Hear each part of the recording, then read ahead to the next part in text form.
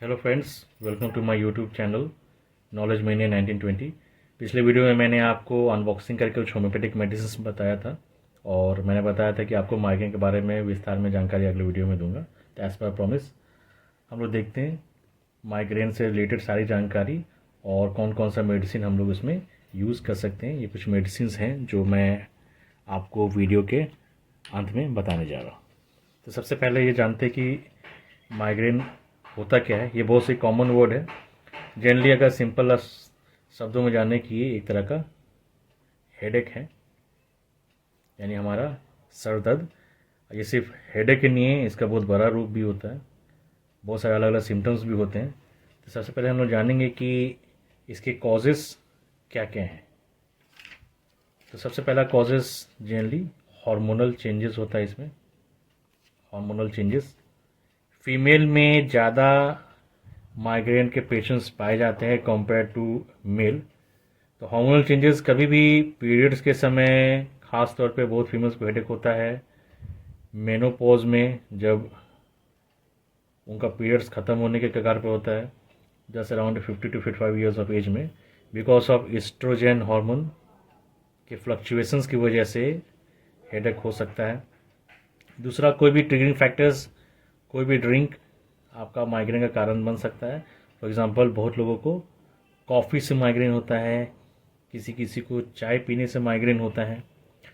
तीसरा सबसे बड़ा कारण जो देखा गया है वो है स्ट्रेस, एंजाइटी। चौथा कारण है एक्सेस ऑफ हीट, लाइट या साउंड। इनमें से तीनों स्टिमुलस में कोई भी अगर बहुत ज़्यादा इंटेंसिटी का, बहुत ज़्यादा देर तक एक्सपोजर रहेगा तो पेशेंट्स को हेडेक बढ़ने के चांसेस होते हैं। वेदर चेंजेस, जो कि हम लोग देख रहे हैं आजकल, काफ़ी वेदर चेंज हो रहा है। सुबह गर्मी है तो शाम में ठंड लग रही है, शाम में ठंड है तो रात में गर्मी लग रही है। इस तरह के वेदर चेंजेस भी काफ़ी ट्रिगरिंग फैक्टर होते हैं। छठा, लैक ऑफ स्लीप।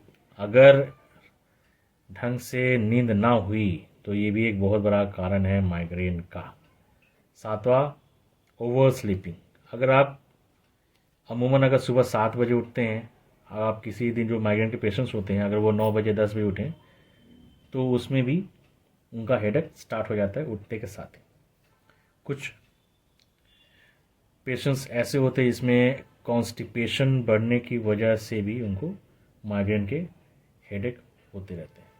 तो ये हो गया हमारा कॉजेस। अगर हम अपने सिम्टम्स की अगर बात करें तो मेनली इसके सिम्टम्स क्या हैं, तो जरूरी नहीं कि आपका हेडेक जिस समय स्टार्ट हुआ है उसी समय आपको सिम्टम्स आएंगे। किसी किसी पेशेंट्स में 1-2 दिन पहले से ही सिम्टम्स आना शुरू हो जाते हैं।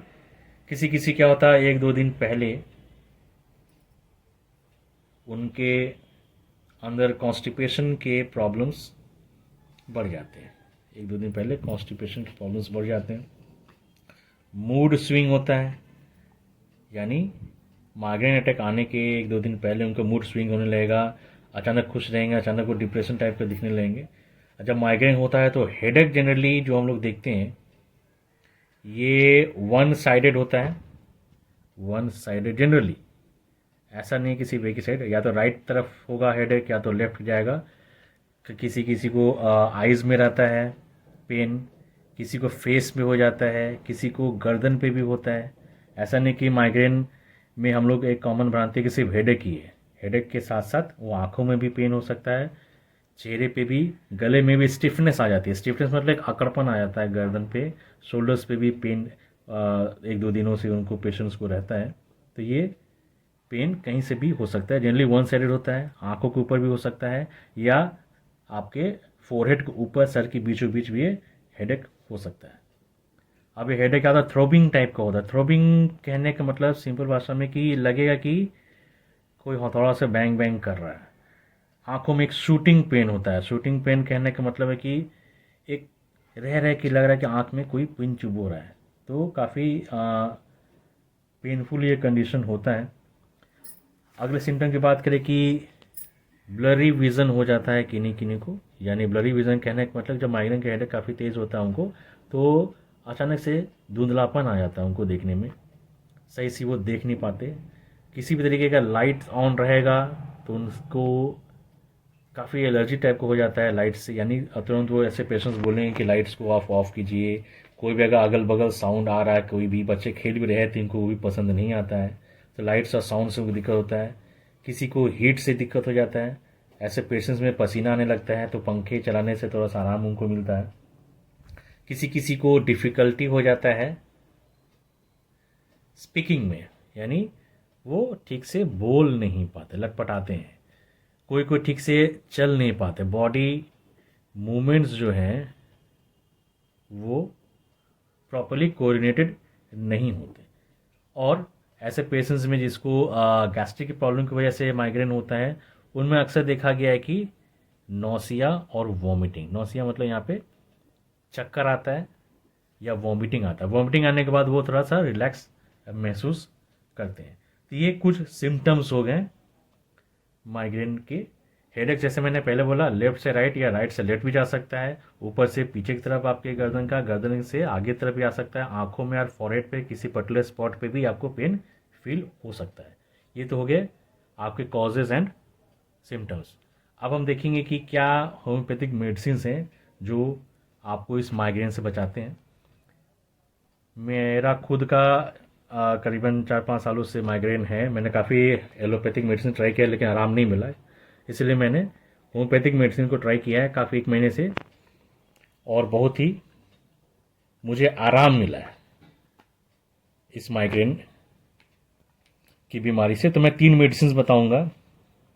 पहला है आपका नक्स वोमिका, ये हमने 200 सी में लिया है, 200 पोटेंशियल में। ये आपको 1 टाइम खाना है सोने के समय। नक्स जनरली हम लोग इवनिंग में खाते हैं। जिस किसी को भी गैस्ट्रिक रिलेटेड माइग्रेन की समस्या होती है उनको ये खासतौर पे ये यूज़ करना चाहिए इवनिंग में। दूसरा हमने लिया है ग्लोनोइनम 30C का। ग्लोनोइनम जनरली उन पेशेंट्स में ज़्यादा लाभकारी है जो कि ज़्यादा सन एक्सपोजर जिनको होता है, तो उसमें अगर हेडेक स्टार्ट हो जाता है, अगर आप धूप में कहीं चल रहे हो, जा रहे हो या काम कर रहे हो, आपको तुरंत हेडेक होने लगा, तो उसमें ये ज़्यादा अच्छा काम करता है। प्लस ऐसे पेशेंट्स जो कि माइग्रेन के हेडेक से में काफ़ी उनके बदन गर्म हो जाता है, पसीना आने लगता है, उस केसेस में भी आप ग्लोनोइनम 30 यूज़ कर सकते हैं। ये आप 3 बार यूज़ कर सकते हैं 30 को। लेकिन चूंकि आपको नक्स वॉम भी आप यूज़ करें तो रात में 1 टाइम नक्स वॉम 200 ले लें, और दिन में 2 टाइम, सुबह में दोपहर में आप 30C का यूज़ करें।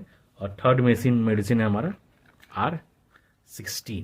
इसका कॉम्बिनेशन मैंने ऑलरेडी लिख लिया ताकि थोड़ा सा समय बच जाए। जैसे मैंने बताया था, nux vomica migraine due to gastric issues, glonoinum excess feeling of congestion in head. Congestion in head कहने का मतलब ऐसा लगा कि कहीं किसी चीज़ ने जकड़ लिया उसके सर को और उसका लगता है कि आंखें बाहर आ जाएंगी, सर फट जाएगा। ऐसे केसेस में ग्लोनोइनम काफ़ी हेल्पफुल होता है, काफ़ी अच्छा रेमेडी माना जाता है। ये R16 रेक्विक कंपनी का है, जैसा आप देख सकते हैं इसमें लिखा हुआ है migraine and neuralgia drops. Neuralgia मतलब होता है किसी भी तरीके का अगर नर्व डैमेज हो गया उस वजह से आपको पेन हो रहा है। खासकर डायबिटीज़ के लोगों को ये न्यूरैल्जिया की प्रॉब्लम होती है ज़्यादा। तो ऐसे कंडीशन में नर्व डैमेज में आपको दर्द हो रहा है, आर्थराइटिस में भी ये प्रॉब्लम हो सकती है, माइग्रेन में ये प्रॉब्लम हो सकती है। तो माइग्रेन और न्यूरैल्जिया दोनों के लिए काफ़ी अच्छा है। डॉक्टर रेक्वेक, आप जानते हैं डॉक्टर रेक्वेक एक ये जर्मन कंपनी है, काफ़ी अच्छा माना जाता है। इसके सारे मेडिसिन काफ़ी इफेक्टिव होती है। पेटेंट मेडिसिन है, R16 नाम से ये आता है। इसकी अगर कॉम्पोजिशन की मैं बात करूँ तो ये कॉम्पोजिशन हमने यहाँ पे मेंशन कर दिया है। ये थोड़ा सा आपको वीडियो देखने में थोड़ा छोटा लगेगा साइज़ के, तो मैंने लिख दिया है इसमें सिमिसिफ्यूगा जनरली आपको पेन बहुत ही शूटिंग टाइप का हो आंखों पे, हेड पे, और ख़ास तौर पे जो फीमेल्स का जो मेंस्ट्रुअल पीरियड्स आते हैं उस समय हेडेक अगर हो रही हो तो सिमिसिफ्यूगा काफ़ी इफेक्टिव होता है। नेक्स्ट इसमें मिला गया है जलसेनियम। जलसेनियम ये आपको स्ट्रेस की वजह से अगर कोई हेडेक हो रहा है, एंग्जाइटी की वजह से हो रहा है, आपको लग रहा है कि आपका बेस ऑफ द हेड पे पेन ज़्यादा हो रहा है, तो आप जलसेनियम इसमें R16 मिला हुआ काफ़ी इफेक्टिव है। आइरिस, अगर आपको हेडेक के साथ ब्लरी विजन हो रहा है, धुंधलापन हो जा रहा है, आपके आंखों के सामने फ्लैशेस वगैरह दिख रहे हैं, ब्राइट स्पॉट्स दिख रहे हैं, तो उस केस में आइरिस काफ़ी इफेक्टिव है। नेक्स्ट इसमें मिला हुआ है सेंगिनेरिया। सेंगिनेरिया राइट साइडेड पेन के लिए होता है। अगर हेडेक आपको राइट भाग में है सर के तो आप सेंगिनेरिया उसमें काफ़ी इफेक्टिव है। स्पाइजेलिया लेफ्ट साइडेड पेन अगर है तो अगर मैं बात करूँ इस R16 में, तो राइट एंड लेफ्ट किसी भी तरह का पेन हो, सर के बेस पे पेन हो, ब्लरी विजन आ जाए, आंखों पे दर्द हो, पेट से में दर्द हो, आपका हैमरिंग पेन हो, तो हर तरीके के पेन में ये दवा काफ़ी इफेक्टिव है। बहुत ही अच्छी कंपनी है आर्स के रेक्विड। ये R16 नाम से अपना पेटेंट मेडिसिन लाया है। और इसकी अगर मैं प्राइस की बात करूँ तो ये 22 ml का है और उसका प्राइस है आपको 12.95 रुपीज़ पर ml। तो ओवरऑल अगर आपको भी माइग्रेन की समस्या है तो ये तीनों मेडिसिन जो हैं R16, नक्स वोमिका और ग्लोनोइनम, ये काफ़ी इफेक्टिव है। फिर से मैं क्या, इसकी डोजेस मैंने आपको नहीं बताया R16 की। आप इसे जनरली से बोला जाता है कि आपको पानी में मिला के आपको यूज़ करना है, तो ऐसा कुछ कंपल्सरी नहीं है।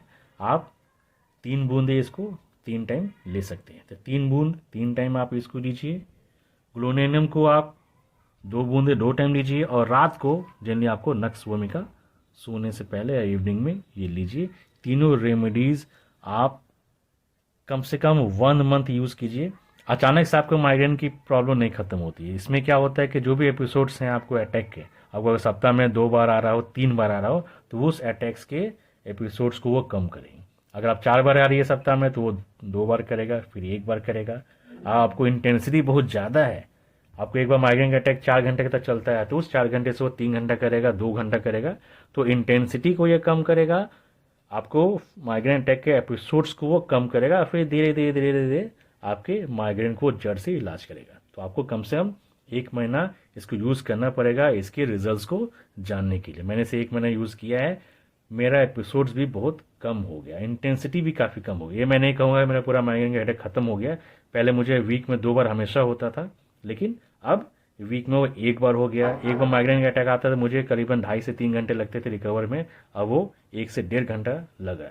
उम्मीद है कि ये और आगे इफेक्टिव और मेडिसिन ये रहेगा, आप लोग भी इसको यूज़ कर सकते हैं। उम्मीद है आपको माइग्रेन, उसके कॉजेज, सिम्टम्स और रेमेडीज़ में ये 3 दवाइयाँ जो हैं आप इसको यूज़ कीजिए, आपको काफ़ी फ़ायदा मिलेगा। तब तक stay healthy, stay fit. Thank you.